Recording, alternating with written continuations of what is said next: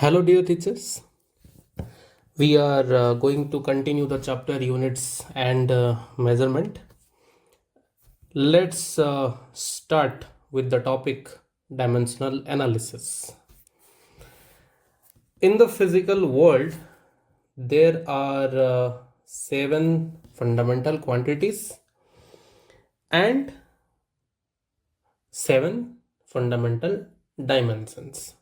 The dimensions represented by the 7 fundamental quantities, we can say 7 fundamental dimensions. 7 fundamental dimensions, and these are mass. तो यहाँ पे अगर हम एक स्क्वायर ब्रैकेट रिप्रेजेंट करेंगे m के साथ, so it will be termed as dimensional formula of mass. Then अगर l के साथ भी ऐसे स्क्वायर ब्रैकेट दें तो लेंथ का डायमेंशनल फॉर्मूला, फिर हमारा टाइम है, टाइम का डायमेंशनल फॉर्मूला t. ओके, फिर टेम्परेचर को हम k लिख सकते हैं, केल्विन, और कहीं हम ऐसे थीटा भी लिखते हैं. फिर इलेक्ट्रिक करंट को हम लिख सकते हैं A, और फिर हमारा अमाउंट ऑफ सब्सटेंस जिसका यूनिट मोल है उसका डायमेंशनल फॉर्मूला यही होगा. और फिर हमारा लुमिनस इंटेंसिटी जिसका SI यूनिट कैंडला है उसका डायमेंशनल फॉर्मूला यही होगा. ये 7 फंडामेंटल डायमेंशंस को हम यूज करके जितने भी सारे डिराइव्ड फिजिकल क्वांटिटीज है वो सब का हम डायमेंशनल फॉर्मूला निकाल सकते हैं. तो वो डायमेंशनल फॉर्मूला जैसे जैसे हम आगे चैप्टर्स पढ़ते जाएंगे वहाँ तो कवर होंगे ही होंगे, लेकिन इस चैप्टर में भी हमें कुछ डायमेंशनल फॉर्मूला याद रखना होगा. वो आप किसी भी रेफरेंस बुक से कहीं से भी पढ़ सकते हैं, और इस वीडियो के डिस्क्रिप्शन बॉक्स में भी डायमेंशनल फॉर्मूला का एक लिस्ट है, उसको भी आप रेफर कर सकते हैं. तो आगे अगर हम इस टॉपिक को कंटिन्यू करेंगे तो वो डायमेंशनल फॉर्मूला जो है वो हमें ज़रूरत पड़ेगा, तो उसको पहले हम इंश्योर कर ले कि वो डायमेंशंस हमें आता हो या फिर वो हमारे पास as in the form of list वो हमारे पास मौजूद हो. ठीक है, तो आगे कंटिन्यू करते हैं. जैसे कि मैं एक एग्जांपल लिख रहा हूं, फोर्स का डायमेंशनल फॉर्मूला. ठीक है, तो फोर्स का डायमेंशनल फॉर्मूला में अगर लिखूंगा तो force is equal to mass into acceleration, KG into metre per second square.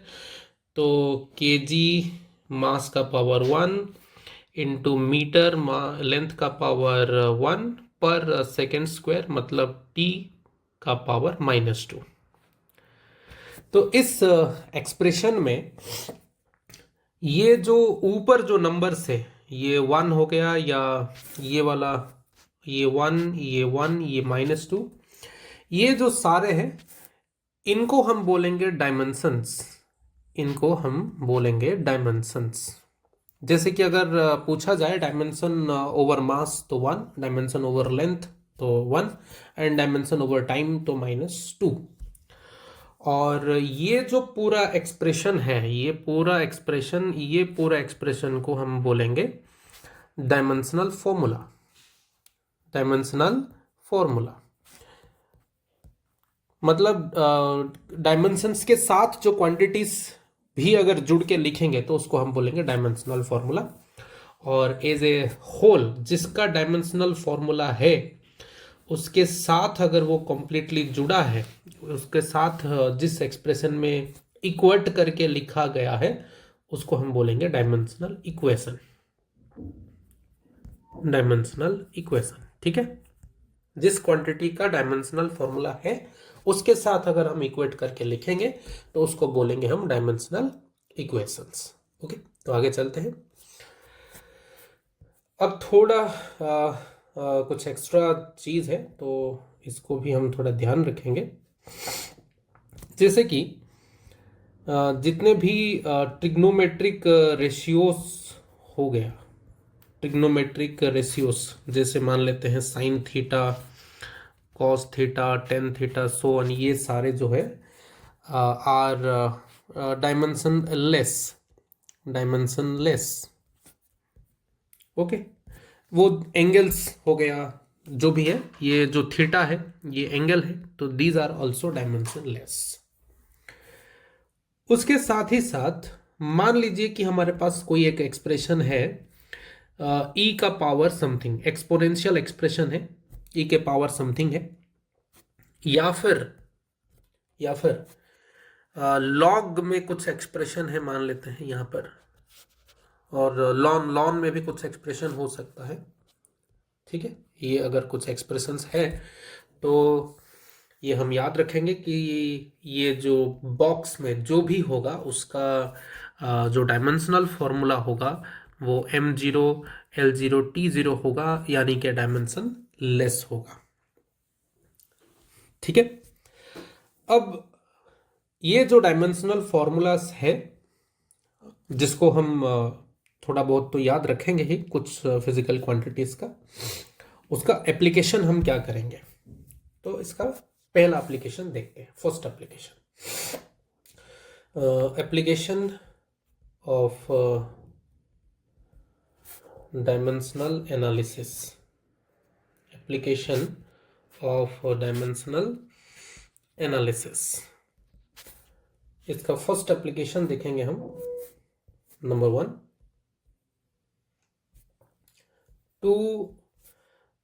to find dimensional formula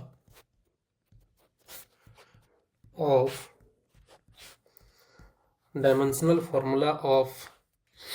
physical quantities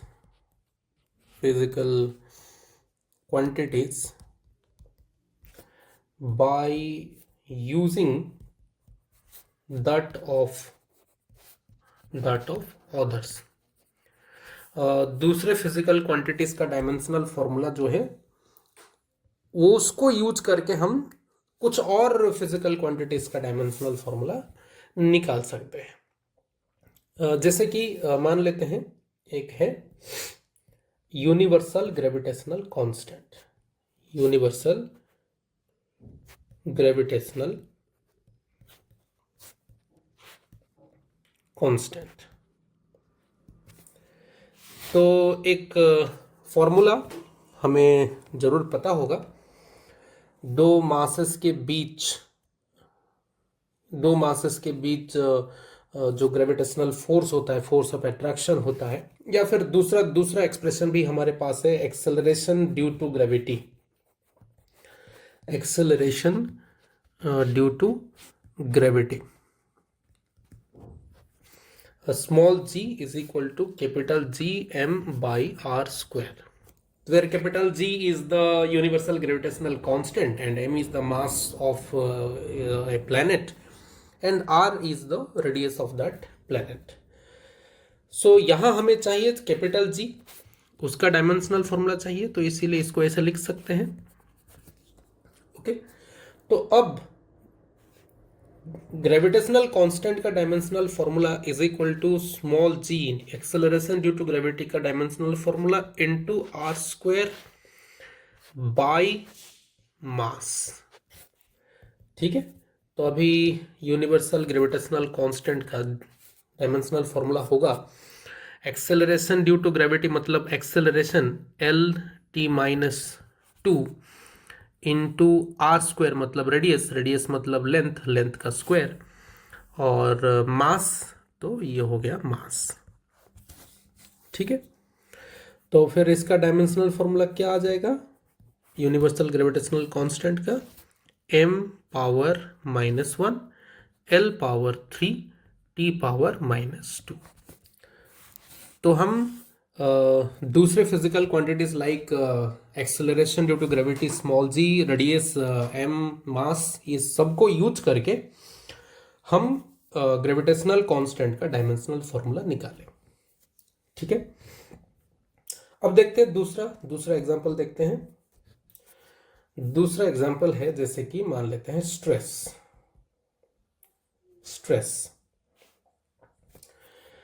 stress हमें पता है जो कि इक्विवेलेंट टू प्रेशर है, फोर्स बाई एरिया होता है, फोर्स बाई एरिया होता है।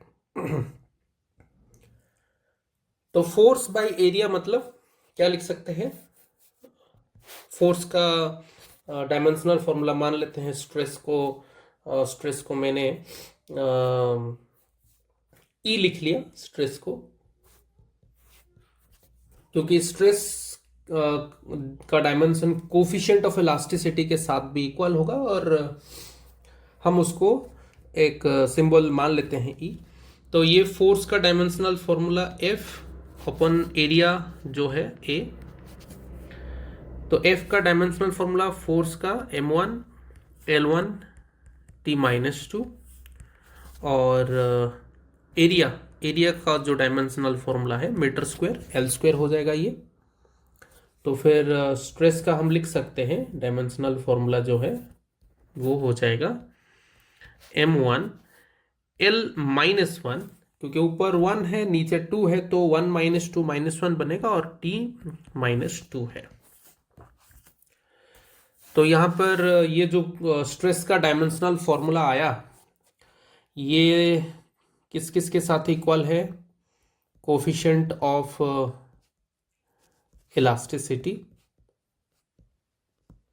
Coefficient of elasticity. और कोफिशिएंट ऑफ इलास्टिसिटी कौन कौन है, क्या क्या है? इसका 3 टाइप है। यंग्स मॉडुलस,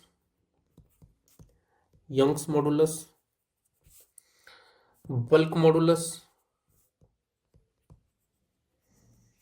और रिजिडिटी मॉडुलस।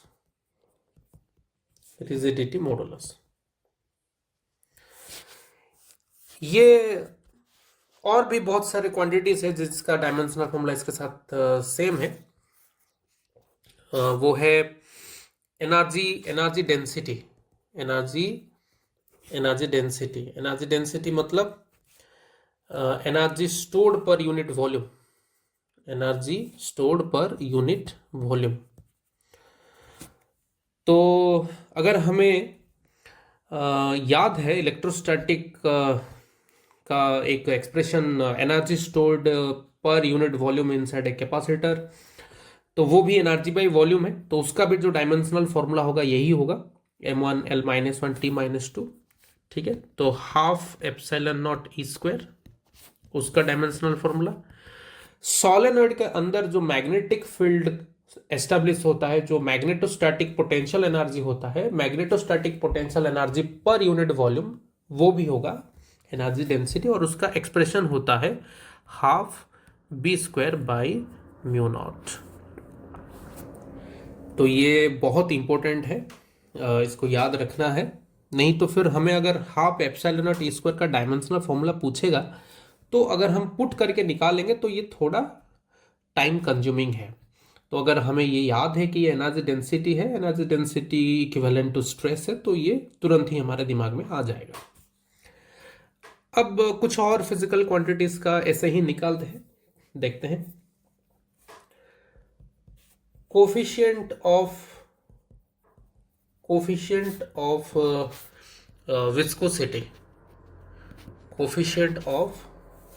विस्कोसिटी, एक एक्सप्रेशन है हमारे पास, viscous force on a spherical body F = 6 pi eta r we.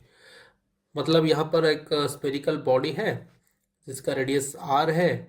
अगर ये कोई एक विस्कस मीडियम में v स्पीड से मूव हो रहा है, तो इसको जो अपोजिंग फोर्स लग रहा होगा, जो ड्रैगिंग फोर्स लग रहा होगा, वो है F। और उस मीडियम का, उस फ्लूइड का जो कोफिशिएंट ऑफ विस्कोसिटी होगा वो होगा ईटा। पाई कांस्टेंट है, डायमेंशन नहीं होता है। 6 कांस्टेंट है, डायमेंशन नहीं होता है। ये डीमेरिट है डायमेंशनल एनालिसिस का, कि अगर कहीं पे कांस्टेंट इन्वॉल्व है तो हम बाई डायमेंशनल मेथड वो डिराइव नहीं कर सकते। ठीक है, लेकिन ये फॉर्मूला जो हमें पता है, हमें यहाँ पे ईटा का डायमेंशनल फॉर्मूला निकालना है, तो F/6πRV।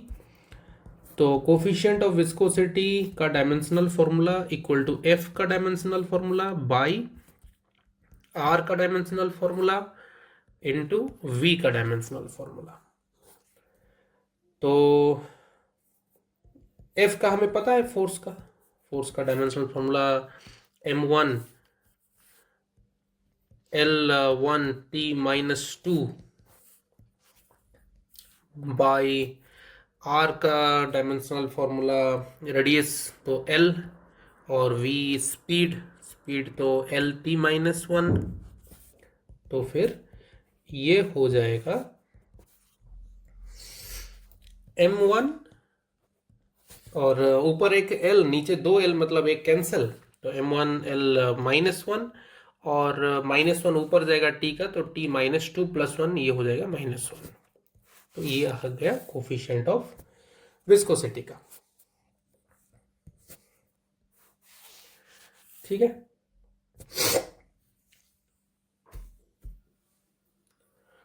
नेक्स्ट और एक क्वांटिटी का डेरिवेशन देखते हैं, जैसे कि Planck's constant. Planks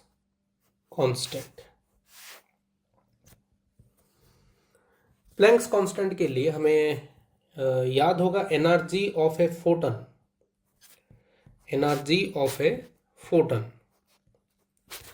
E is equal to h nu, where E is the energy of photon, h is the Planck's constant, and nu is the frequency of radiation.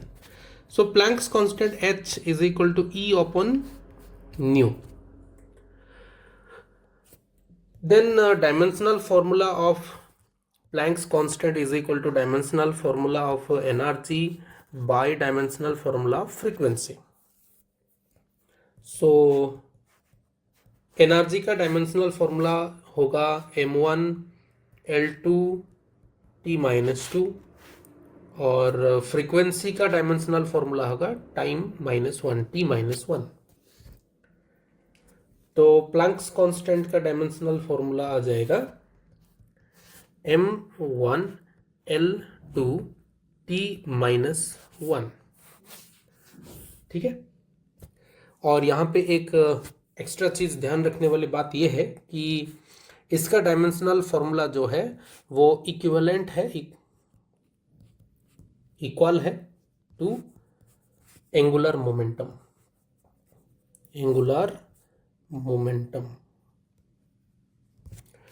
तो ये एक रिपीटेड पूछने वाला सवाल है कि which of the following pair has same dimensional formula. तो angular momentum और प्लैंक्स कांस्टेंट का जो डायमेंशनल फॉर्मूला है वो सेम रहता है। आगे थोड़ा देखते हैं और एक फिजिकल क्वांटिटी का देखते हैं डायमेंशनल फॉर्मूला कैसे निकालेंगे। जैसे कि परमिटिविटी या फिर एब्सोल्यूट परमिटिविटी या फिर एब्सोल्यूट परमिटिविटी, ये दोनों का डायमेंशनल फॉर्मूला सेम होगा।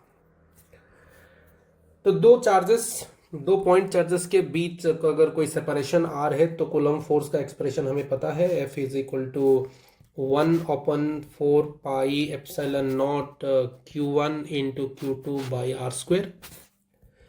तो यहां से ε0 जो एब्सोल्यूट परमिटिविटी है उसका एक्सप्रेशन ये हो जाएगा 1/4πf Q1 Q2 by R²।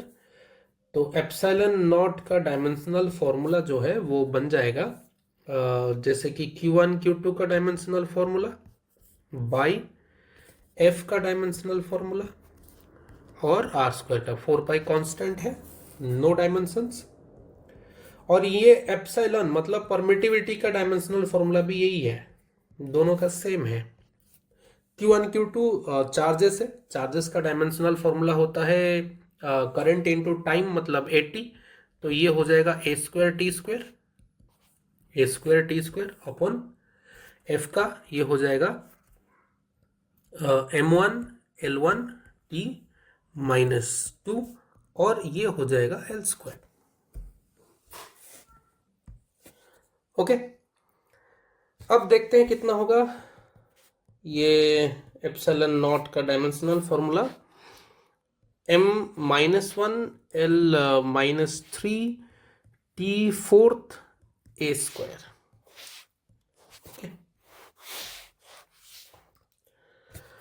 यहां पर ये भी थोड़ा ध्यान देना होगा, ये जो है ये कौन सा सिस्टम में है, MKS-A में है, MKS-A।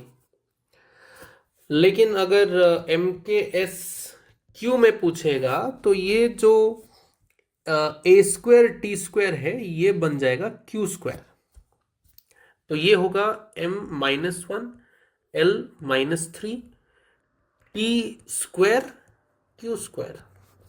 ये हो जाएगा इन MKS-Q सिस्टम में, जो कि MKS का दो एक्सटेंडेड फॉर्म हम पढ़े थे, MKS-Q और MKS-A। अब आगे चलते हैं और एक फिजिकल क्वांटिटी का भी डायमेंशनल फॉर्मूला निकालते हैं। परमिएबिलिटी या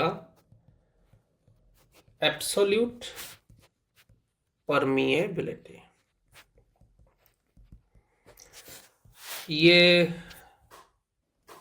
मैग्नेटिज्म का रिलेटेड है। मैग्नेटिज्म में हम इसका जो एक्सप्रेशन है वो देख पाएंगे।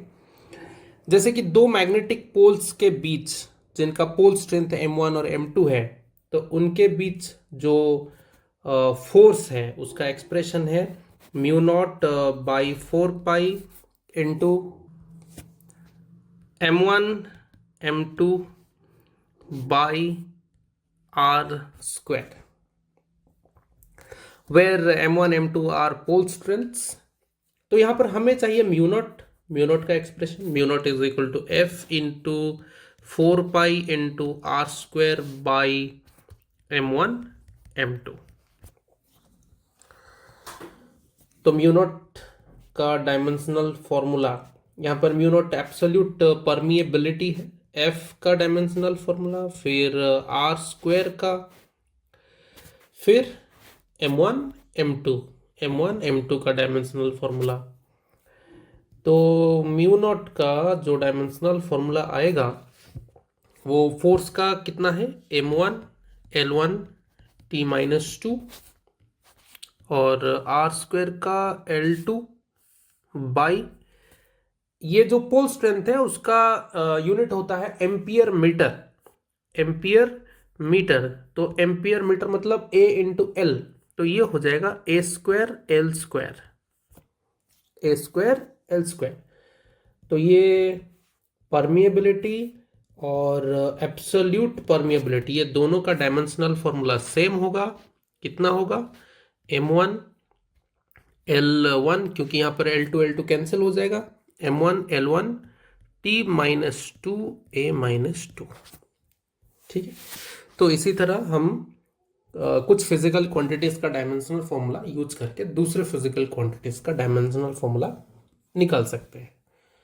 तो इस टॉपिक से रिलेटेड थोड़े और क्वेश्चंस डिस्कस करते हैं।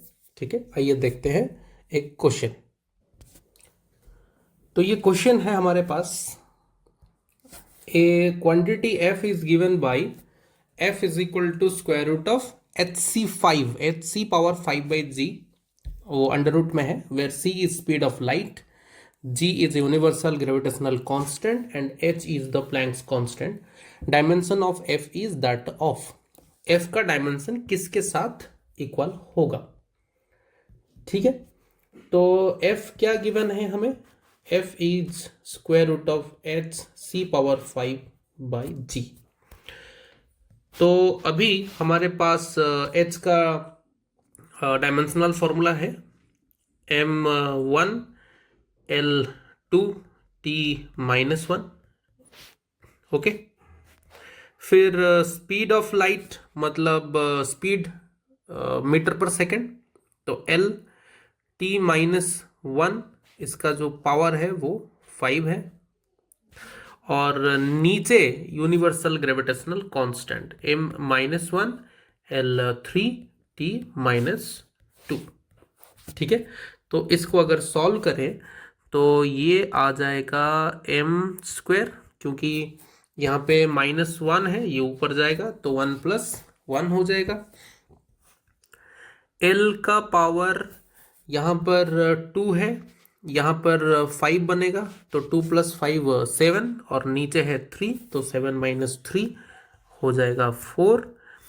t का पावर -1, t का पावर -1 -5 तो -6, नीचे -2 है तो -4 और इसका स्क्वायर रूट है। तो f जो आएगा, f का जो डायमेंशनल फॉर्मूला आएगा वो किसके साथ बराबर होगा, m2 मतलब स्क्वायर रूट निकालेंगे तो 1 हो जाएगा, L4 का पावर 2 हो जाएगा और ये -2 हो जाएगा। और ये किसका डायमेंशनल फॉर्मूला है, वर्क और एनर्जी का, वर्क और एनर्जी का और टॉर्क का। तो हमारे पास ऑप्शन क्या है, एरिया, वॉल्यूम, मोमेंटम, एनर्जी। तो आंसर होगा हमारा एनर्जी। ठीक है, तो चलिए अगले क्वेश्चन की तरफ। तो क्वेश्चन ये है कि if the unit of force, energy and velocity are 40 newton, 100 joule and 10 metre per second respectively, then find the units of length, mass and time. तो आइए चेक करते हैं कैसे इसको सॉल्व करेंगे। तो पहले यहां पर हमारे पास है फोर्स और उसका वैल्यू है 40 न्यूटन।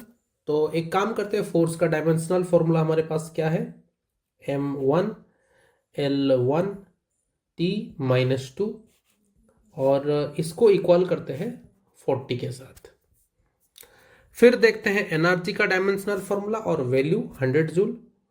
तो एनर्जी का डायमेंशनल फॉर्मूला क्या है, m1 L2 T-2 equal to 100 joule, 100।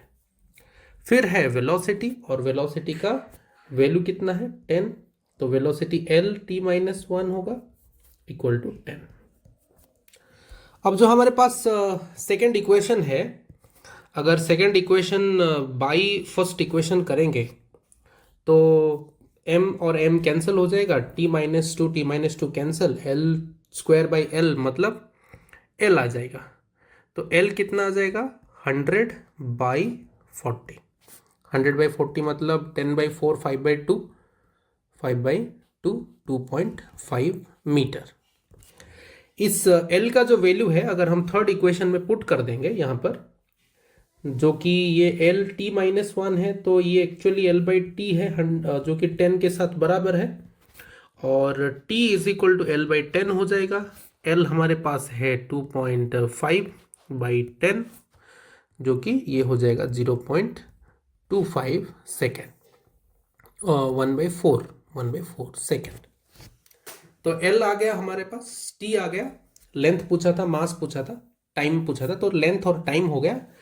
अब ये लेंथ और टाइम का जो वैल्यू है ऊपर जो दो इक्वेशन है कहीं पे भी अगर पुट कर देंगे तो मास का आ जाएगा। तो चलिए फर्स्ट इक्वेशन में पुट करते हैं। फर्स्ट इक्वेशन है क्या हमारा, फर्स्ट इक्वेशन हमारा है m1 L1 T⁻² है, तो इसको थोड़ा ऐसे लिख लेते हैं, T² लिख लेते हैं equal to 40।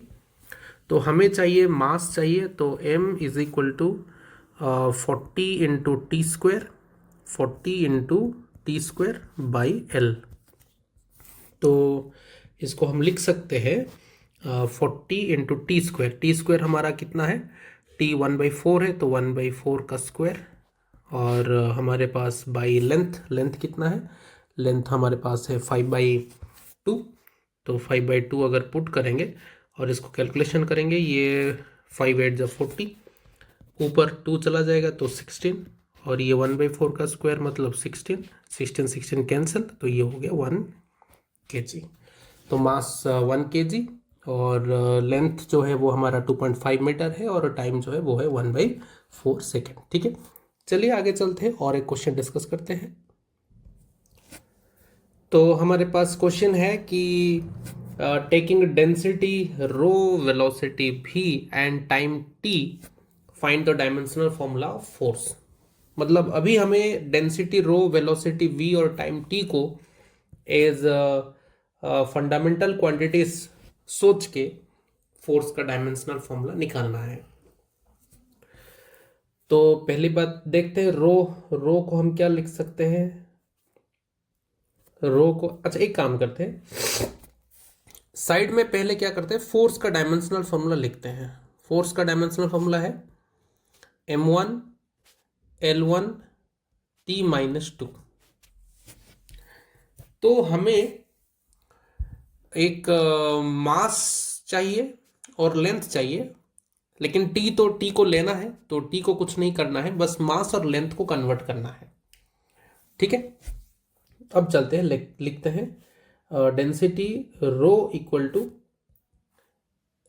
m by L Q. तो यहां से ऐसे हम लिख सकते हैं m is equal to rho L Q. देखते हैं क्या होगा आगे। फिर वेलोसिटी का लिख सकते हैं L T-1। तो t को तो चेंज नहीं करना है, लेकिन लेंथ यहां से मिल गया हमें VT। T-1 मतलब t नीचे उस तरफ मल्टीप्लाई हो जाएगा। और यहां पर जो एल क्यू है उसके जगह हम अभी VT पुट कर देंगे, क्योंकि हमें रो VT के टर्म में चाहिए। तो m क्या हो जाएगा, m को क्या लिख सकते हैं अभी, रो एल क्यू मतलब VQ TQ। ठीक है, तो अभी हमारा फोर्स का डायमेंशनल फॉर्मूला आ जाएगा in terms of rho V and T। तो मास का हमारे पास कितना है, रो VQ TQ इनटू L1 है, तो L का भी पावर 1 होगा, और L कितना आया है वापस, V इंटू T आया है, और ये T-2 रहेगा। तो इसको थोड़ा सॉल्व कर लेते हैं। F is equal to rho V power 4 और T पावर 2 हो जाएगा। इसको सॉल्व करेंगे तो ये आ गया हमारा फोर्स का dimension by taking as density rho, velocity v and time t as fundamental quantities। Okay, चलिए और एक सवाल देखते हैं। तो हमारे पास जो क्वेश्चन है वो है, a physical quantity of the dimensions of length that can be formed out of c, g and e square by 4 pi epsilon naught each। ये c, g और e square by 4 pi epsilon not को लेके ऐसा कैसा combination हम बनाए ताकि वो डायमेंशन ऑफ लेंथ बन सके। वेयर c जो है वेलोसिटी ऑफ लाइट है, g is the universal gravitational constant, और e इज चार्ज। और ये जो क्वेश्चन हम लिए हैं नीट 2017 का क्वेश्चन है। ठीक है, आइए समझते हैं कैसे सॉल्व करें इस क्वेश्चन को। पहले हम क्या करते हैं, ये जो दिया है हमें क्वांटिटीज, उसका हम डायमेंशनल फॉर्मूला लिख लेते हैं थोड़ा। जैसे कि c स्पीड या फिर वेलोसिटी ऑफ लाइट बोला है, तो L T-1 होगा, और g का डायमेंशनल फॉर्मूला M-1 L3T-2 है, और e square by 4 pi epsilon naught, इसका डायमेंशनल फॉर्मूला हम डायरेक्ट चार्ज का और एप्सिलॉन नॉट का पुट करके निकाल सकते हैं। अदरवाइज हमारे पास ये जो एक्सप्रेशन है, दो इलेक्ट्रॉन के बीच का जो charge 1/4 pi epsilon naught e square by r square लिख सकते हैं। तो यहाँ से e square by 4 pi epsilon naught equal to F into are square, तो थोड़ा जल्दी निकल जाएगा। क्या एफ का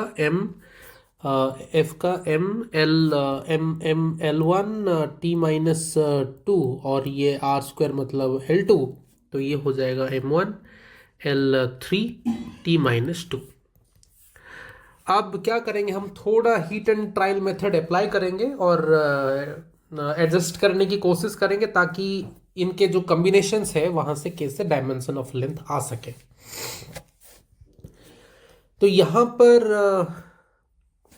पर अगर इन दोनों को हम मल्टीप्लाई करेंगे तो मास कैंसिल हो रहा है, भले ही लेंथ नहीं आ रहा है लेकिन मास तो ओमिट हो जाएगा, मास कैंसिल हो जाएगा, ये तो पक्का है। ठीक है, तो चलिए देखते हैं, कोशिश करते हैं। G into E square by 4 pi epsilon naught, इसका डायमेंशनल फॉर्मूला क्या हो जाएगा, मास तो कैंसिल हो गया, एल सिक्स्थ हो जाएगा और T-4 हो जाएगा। हमें चाहिए एल, तो बाकी जो थर्ड क्वांटिटी है सी स्पीड ऑफ लाइट, उससे अगर कुछ एडजस्ट करें तो टी को भी कैंसिल कर सकते हैं। जैसे कि अब इस क्वांटिटी के साथ अगर हम डिवाइड करें, यहाँ पर कितना है, टी का पावर -4 है और यहाँ पर टी का पावर -1 है। इसको अगर कैंसिल करना है तो अगर हमें सी फोर्थ कर दे तो ये भी L4 हो जाएगा और ये -4 हो जाएगा, और उसको अगर डिवाइड कर दे तो कैंसिल हो जाएगा। ठीक है, तो फिर इसको अब लिख सकते हैं हम G into E square by 4 pi epsilon naught by c fourth अगर करें तो इसका डायमेंशनल फॉर्मूला अब क्या होगा, एल सिक्स्थ T-4 बाई सी का एल T-1 है तो ये L4 T-4 हो जाएगा, तो ये आ जाएगा L का पावर 2, L का power 2 is equal to 1/c4 G into E square by 4 pi epsilon nought. मैं ऑप्शन को एडजस्ट करने की कोशिश कर रहा हूँ इसीलिए 1/c4 थोड़ा आगे लिख दिया।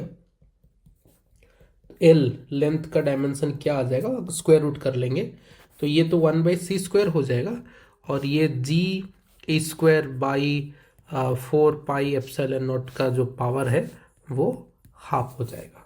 ठीक है, तो ये है हमारा आंसर।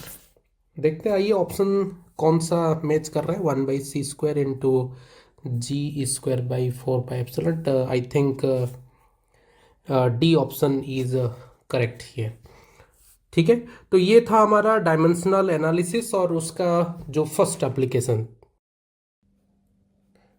आइए अब आगे चलते हैं और इस डायमेंशनल एनालिसिस का जो सेकेंड एप्लीकेशन है वो देखते हैं। Second application, to convert one system of unit into other.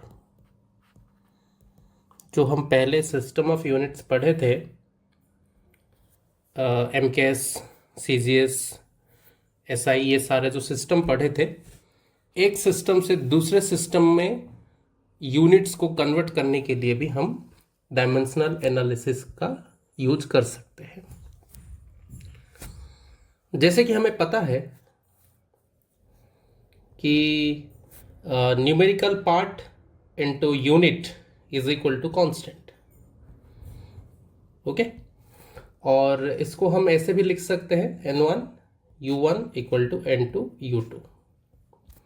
यहाँ पे जो U1 है वो एक सिस्टम में यूनिट है किसी भी क्वांटिटी का, और ये जो U2 है वो दूसरे सिस्टम में यूनिट है। तो ये N1 और N2 उसका करस्पॉन्डिंग न्यूमेरिकल पार्ट्स है। एक चीज़ यहाँ पे ध्यान रखना होगा कि चाहे वो सिस्टम चेंज हो जाए लेकिन किसी भी क्वांटिटी का जो डायमेंशनल फॉर्मूला होता है, डायमेंशंस होता है, वो सेम रहता है।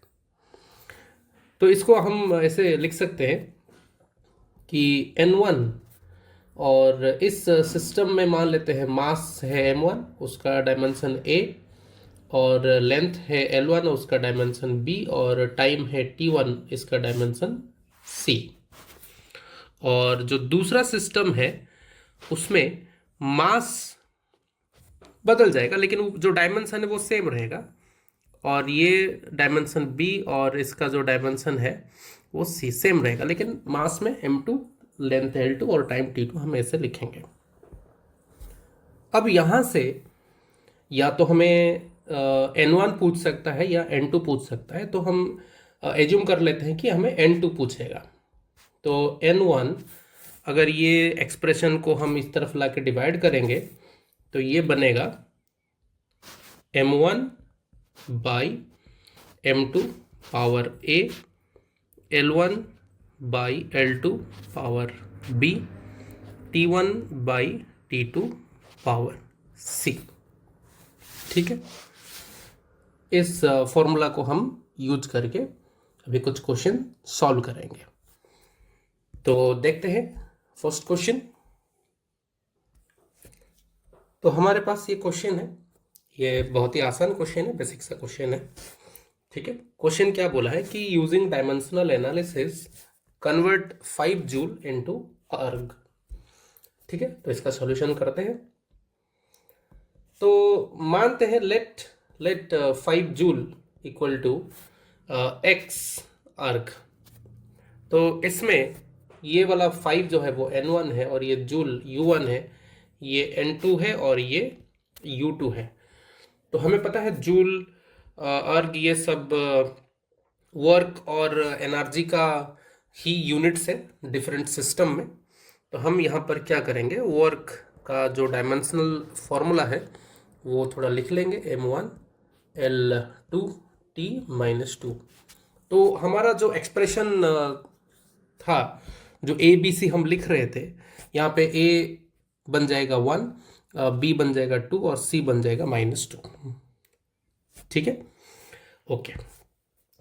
तो अब x is equal to n1 मतलब 5, यहाँ पे n2 x है 5, m1 बाई m2 है। तो m1 जो है वो है जूल के लिए और m2 जो है वो अर्ग के लिए है। तो जूल के लिए m1 हम 1 kg लिखेंगे, तो अर्ग के लिए m2 जो है वो हम 1 ग्राम लिखेंगे। तो यहाँ पर ये होगा m1 जो है वो 1 kg है और m2 जो है वो 1 ग्राम है। और इसका पावर कितना होगा, यहाँ पर जो पावर है मास का पावर 1 है, तो इसीलिए यहाँ पर पावर 1 होगा। फिर लेंथ जूल के लिए 1 मीटर, अर्ग के लिए 1 सेंटीमीटर है। तो ये होगा 1 मीटर बाई 1 सेंटीमीटर और इसका पावर होगा, यहाँ पर लेंथ का पावर 2 है तो इसका पावर 2 होगा। फिर टाइम, तो जूल के लिए भी सेकंड और अर्ग के लिए भी सेकंड है। तो यहाँ पर 1 सेकंड बाई 1 सेकंड और इसका जो पावर होगा यहाँ पर -2 है, इसीलिए यहाँ पर पावर -2 होगा। तो इसको अगर हम सॉल्व करें, x इज इक्वल टू 5, ये 1 kg 10⁻³ ग्राम हो जाएगा और ये 1 ग्राम पावर 1 है, ये 10⁻² cm हो जाएगा, 1 cm और इसका पावर 2 है और ये सेकंड कैंसिल हो जाएगा। तो यहाँ पर x is equal to 5, gram gram cancel, 10⁻³ का पावर 1 मतलब 10⁻³ और यहाँ पर cm कैंसिल, 10⁻² का पावर 2, 10⁻4। तो x कितना आ जाएगा, 5 इंटू 10⁻7। ठीक है, तो फिर हमें वैल्यू मिल गया कि 5 joule is equal to 5 into 10⁻7 erg. ठीक है, ये एक आसान सवाल था, इजी क्वेश्चन था, बेसिक था। अब चलते हैं नेक्स्ट क्वेश्चन की तरफ। तो क्वेश्चन है units of mass, length and time are 10 kg, 2 kilometre and half minute in a new system. कोई एक ऐसा न्यू सिस्टम है जिसमें मास 1 kg की जगह 10 kg है, लेंथ 1 मीटर की जगह 2 किलोमीटर है और टाइम 1 सेकेंड की जगह हाफ मिनट। जैसे एसआई में 1 kg 1 मीटर 1 सेकेंड ऐसे होता था। कोई एक ऐसा न्यू सिस्टम है जिसमें ये 10 kg 2 किलोमीटर हाफ मिनट है और उसी सिस्टम में पावर को मेजर किया जाता है रॉक से। ये गिवन इंफॉर्मेशन है। तो पूछ रहा है कि how many rocks are there in 20 watt, और ये जो 20 वाट है वो ऑब्वियसली ऐसा यूनिट है। ठीक है, तो आइए देखते हैं कैसे सॉल्व करेंगे। तो sir let 20 watt is equal to x new unit, new unit given है हमें रॉक। तो x इज इक्वल टू ये 20, अभी ऊपर जो m1 l1 t1 आएगा वो वाट का मतलब SI का आएगा, और नीचे जो m2 l2 t2 आएगा वो रॉक का आएगा, मतलब न्यू सिस्टम का जो वैल्यू है वो आएगा। और इससे पहले हम एक काम कर लेते हैं, ये पावर है तो पावर का जो डायमेंशनल फॉर्मूला है वो लिख लेते हैं, m1 l2 t-3। तो हमें यहाँ से a b c मिल गया 1 2 एंड -3। अभी लिखते हैं m1 बाई m2 मतलब 1 kg बाई 10 kg, इसका पावर होगा 1। L1 by L2 1 metre by 2 kilometre, इसका पावर होगा 2। और 1 सेकेंड बाई हाफ मिनट मतलब 30 सेकेंड का पावर -3। तो इसको अभी सॉल्व करते हैं, देखते हैं कितना होगा। 20 ये हो जाएगा 10 का पावर -1, और नीचे ये 2 इंटू 10 टू पावर 3 होगा। तो ये 1/4 इंटू 10 टू पावर -6, ऊपर जाएगा -3 और पावर 2 है, और ये हो जाएगा 30 का क्यूब, क्योंकि नीचे 30 है ऊपर जाएगा तो वो -3 जो है वो +3 हो जाएगा। अभी इसको सॉल्व करेंगे तो ये आ जाएगा 4 ये 25 5 into 10 to power -7 into 27 into 10 to power 3। ये 30 का अगर क्यूब करेंगे तो 27 इंटू 10 टू पावर 3, तो x आ जाएगा ये, जिसको अगर मल्टीप्लाई करेंगे तो 135, 27 इंटू 5 135, 10 टू पावर -4, ये आ गया x का value. So therefore 20 watt is equal to 135 into 10 to power -4 rock. Okay, ये हो गया हमारा आंसर। अब चलते हैं नेक्स्ट क्वेश्चन की तरफ। सो ये हमारे पास क्वेश्चन है कि एक calorie is a unit of heat, energy in transit, flow होता हुआ एनर्जी है हीट जो है, और इट इक्वल्स अबाउट 4.2 जूल, और 1 जूल का वैल्यू है 1 kg metre square into second power -2, वो एनर्जी का यूनिट है। Suppose we employ a system of units in which the unit of mass equals alpha kg। तो ये एक नया सिस्टम है जिसमें मास अल्फा kg हो गया, और लेंथ का यूनिट बन गया बीटा मीटर, और टाइम का यूनिट बन गया गामा सेकेंड। तो ये बोल रहा है कि 1 कैलोरी इक्वल टू 4.2 ये alpha power -1 beta power -2 gamma square, ये सो कीजिए। तो ये क्वेश्चन हम एनसीईआरटी से लिए हैं, आइए देखते हैं, सॉल्व करते हैं। ये वही प्रीवियस क्वेश्चन जैसा ही होगा। तो गिवन डाटा है कि 1 कैलोरी इक्वल टू 4.2 जूल, और हम क्या करेंगे कि let 1 joule equal to 1 joule is equal to x new unit. तो x कैसे फाइंड करेंगे, x इज इक्वल टू 1, वही एक काम करते हैं फिर, वो जूल मतलब वर्क का डायमेंशनल फॉर्मूला हम लिख लेते हैं यहाँ पे पहले, m1 l2 t-2, तो हमें a b c मिल गया 1 2 -2। फिर m1 बाई m1 किसका होगा, जूल का, m2 किसका होगा, न्यू सिस्टम का, जो कि अल्फा बीटा गामा है, मास लेंथ टाइम गिवन है, और जूल का mass length time 1 kg 1 metre 1 second है।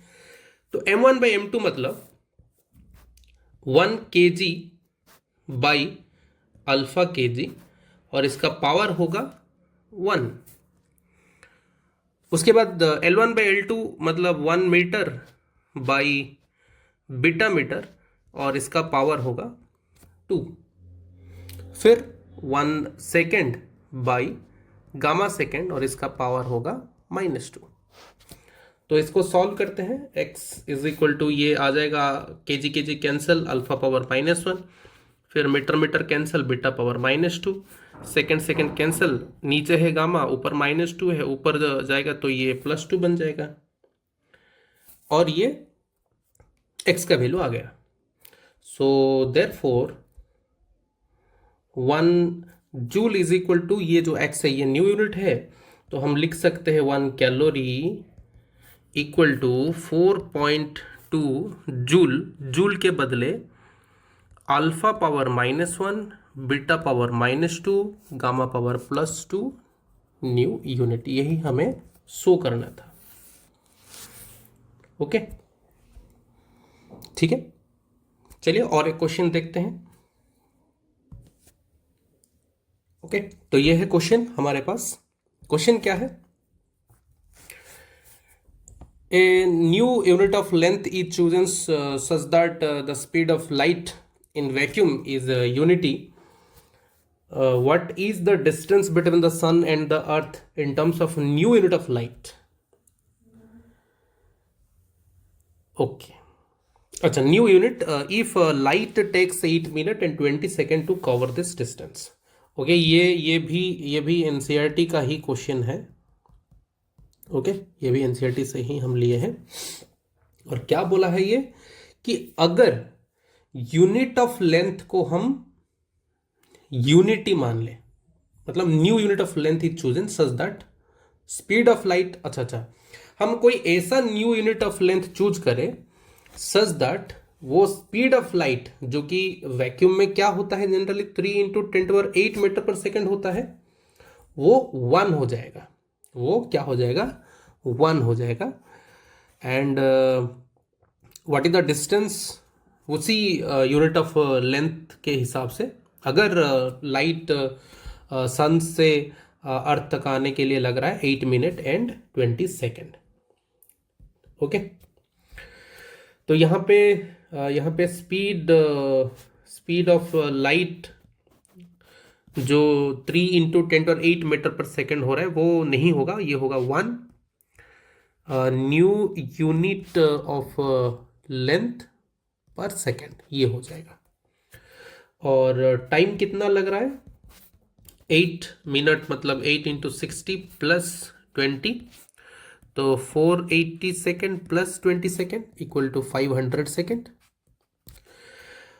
So distance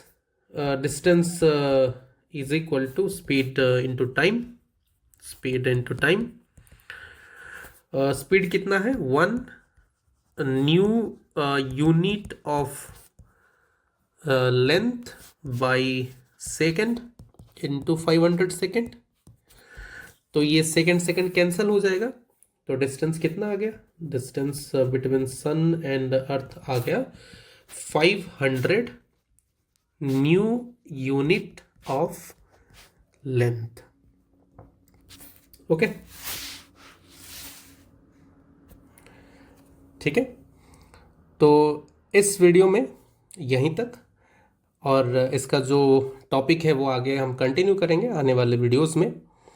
so dear teachers, if this content is useful for you, kindly subscribe the channel, press the bell icon, share the content, like the content, and feel free to comment whatever your requirement.